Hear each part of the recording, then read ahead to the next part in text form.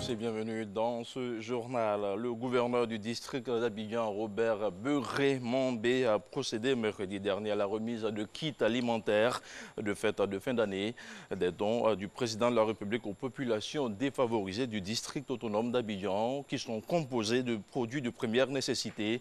Objectif, permettre à toutes les populations du district d'Abidjan de passer de très belles fêtes. On voit tout cela avec Sephora Zegui et Franck Kouadio. 2000 kits alimentaires et 150 bœufs, c'est le don du président de la République Alassane Ouattara aux populations défavorisées des 150 villages que compte Abidjan. Une remise symbolique dans les locaux du district à Marcory. Ces dons constituent, selon son émissaire, le ministre-gouverneur Robert Beuré-Mambé, un symbole de reconnaissance du chef de l'État à l'endroit des populations. En faisant ces dons, le président de la République tient à manifester sa solidarité envers les familles du district autonome d'Abidjan à l'occasion des fêtes de fin d'année.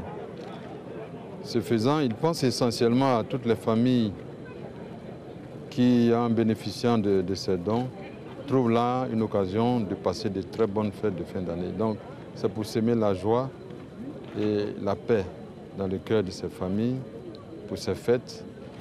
Et surtout, c'est pour nous montrer le chemin de ce que nous devons faire au quotidien pour que notre solidarité à l'égard de tous ceux qui ont besoin de nous ne faiblisse pas. Une marque de générosité du chef de l'État reconnu. Les chefs de village, que ce soit à Tchan ou à Tché du district d'Abidjan, sont beaucoup redevables au président de la République pour tous ces gestes, toutes ces actions de générosité, de partage et de développement. On voudrait le remercier et lui souhaiter une bonne et heureuse année 2019. Comme les années précédentes, les 150 villages du district d'Abidjan, les institutions sociales comme les orphelinats pouponnières et les familles économiquement faibles bénéficieront eux aussi de ce geste social qui sera fait en liaison avec les 13 communes du district autonome d'Abidjan. À l'hémicycle, 4 projets de loi ont été adoptés hier jeudi par les députés lors d'une séance plénière. Des projets de loi qui portent sur le budget de l'État pour l'année 2019, du régime des zones franches, entre autres. Adoptés en commission, ils ont fait l'objet d'intenses débats entre les députés. Et puis ce communiqué de la Direction générale des impôts, le directeur général des impôts informe l'ensemble des contribuables que les caisses des recettes des impôts seront exceptionnellement ouvertes le samedi 29 décembre 2018 de 8h à 16h, le lundi 31 décembre 2018 de 8h à 16h également. À cet effet, il les invite à se rendre dans les recettes des impôts de leur lieu de rattachement pour le règlement de leurs impôts. Par ailleurs, le directeur général rappelle aux redevables de l'impôt foncier qu'à titre exceptionnel, il leur est accordé un abandon total des pénalités sur leurs arriérés d'impôt foncier à condition de le régler avant le 31 décembre. Signé Ouattara Sie Abou. Une brigade de répression des infractions au code minier vient de voir le jour. C'est le ministre Jean-Claude Kwasi qui a procédé au lancement des activités de la dite brigade. Elle aura pour mission principale de lutter contre l'orpaillage clandestin. Et puis, les fêtes de fin d'année 2018 sont l'occasion pour les commerçants et les transporteurs de faire de bonnes affaires. À Abidjan, les frais de transport subissent une légère évolution pendant les heures de pointe. Une augmentation liée aux embouteillages, selon certains acteurs du transport interurbain. De Koumassi à Tekoubé en passant par Trècheville, notre reporter Walter Amadou Ouattara a fait le tour de la capitale. Voici son reportage. Commune de Koumassi. Ambiance de fin d'année à la gare routière du Grand Carrefour. Dans cette file d'attente, hommes, femmes et enfants attendent un véhicule depuis quelques moments pour différentes destinations. Beaucoup de personnes sont sorties pour pouvoir faire leurs achats comme tout le monde. C'est difficile pour se déplacer. Il ne trouve pas de véhicule. Il faut faire le rang, il faut attendre et on arrive à la maison tardivement. C'est à partir de midi, 14h. Bon, à ma connaissance, au niveau d'Adjamé.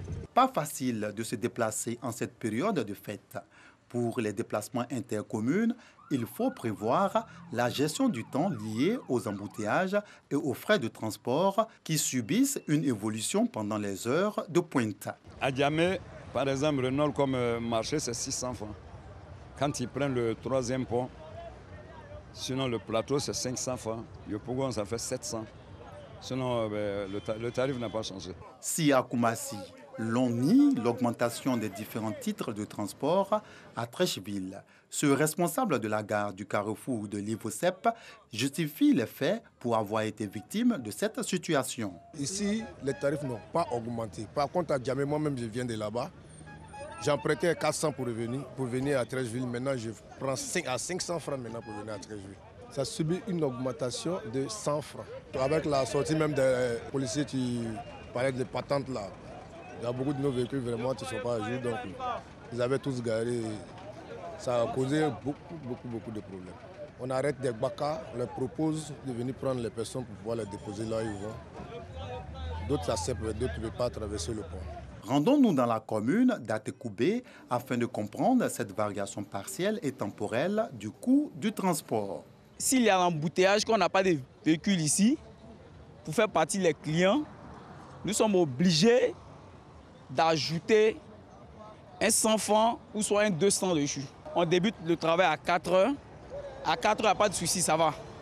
Mais aux environs de 8 heures, ça devient plus difficile. Cette situation ne semble pas déranger des usagers qui s'en accommodent. Souvent, les jours de fête, il y a une augmentation. En période ordinaire, on peut payer, par exemple, si c'est à 13 jours, on paye 400. Mais les jours de fête, c'est au moins 500, 600. Quand on est pressé, on doit faire avec. Soumaïla et Ouma, membres des comités de gestion des gares de Koumassi et d'Atekoubé, disent avoir pris toutes les dispositions pour la bonne marche de leurs activités de transport intercommunal. Nous avons pris la disposition, veiller au grand chaque matin, sensibiliser les chauffeurs pour réduire la vitesse et être beaucoup disciplinés. Il n'y a pas de problème, ça va. Il y a des gens qui sont là spécialement ici, qui sont là pour la sécurité. Il n'empêche, des prières et vœux sont faits pour une fin d'année heureuse dans la paix. Et puis les réactions se multiplient suite au meurtre d'un résident ivoirien en Tunisie. Je vous propose d'écouter ce communiqué du ministère ivoirien de l'intégration africaine et des Ivoiriens de l'extérieur.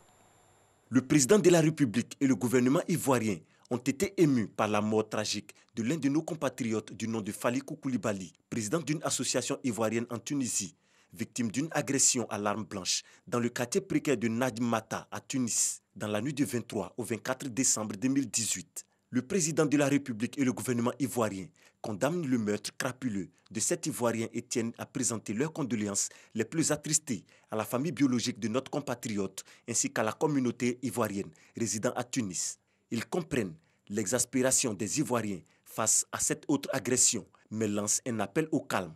Le gouvernement ivoirien note que les autorités tunisiennes sont disposées à faire toute la lumière sur ce lâche assassinat et à poursuivre les auteurs. Cet engagement a été confirmé le mercredi 26 décembre 2018 par l'ambassadeur de Tunisie en Côte d'Ivoire, son Excellence M. Mohamed Naouf El Labidi, lors de la rencontre qu'il a eue au ministère des Affaires étrangères avec le secrétaire général du dit ministère. L'ambassadeur tunisien a informé les autorités ivoiriennes de l'arrestation de 6 présumés coupables et de leur mise à la disposition de la justice tunisienne. La Côte d'Ivoire suit de très près l'évolution de la situation. En attendant, des dispositions ont été prises par le gouvernement ivoirien pour le transfert de la dépouille mortelle arrivée à Abidjan le mercredi 26 décembre 2018 à 21h35 à l'aéroport Félix Houphouët-Boigny, ainsi que pour les obsèques. Le gouvernement ivoirien tient à réaffirmer qu'il attache du prix à la sécurité des Ivoiriens, qu'ils vivent sur le territoire ivoirien ou à l'extérieur. Et voilà qui referme ce journal. Merci à vous tous qui l'avez suivi. Je vous retrouve à 6h30 pour la deuxième tranche d'information. Merci à vous.